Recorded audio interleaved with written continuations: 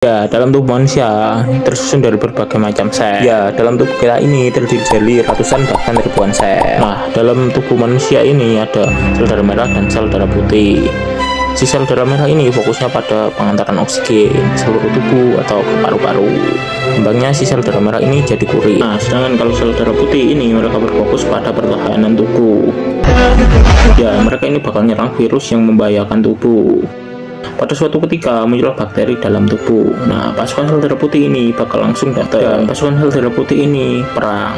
Dari perang ini, si sel darah putih bisa ngalahin bakteri. Namun, banyak dari sel darah putih ini yang tewas karena pertempuran itu. Sel darah putih yang tewas ini berubah jadi nanah.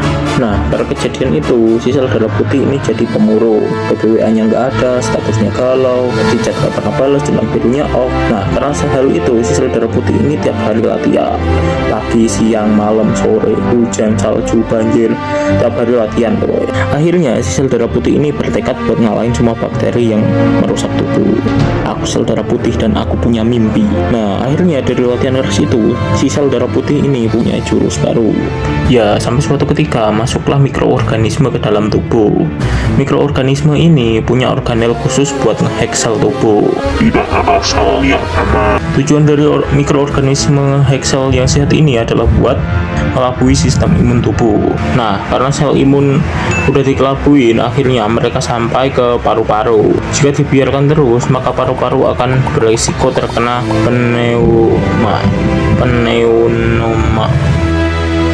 Pneumonia. itulah pokoknya. Akhirnya sel darah putih pergi ke paru-paru.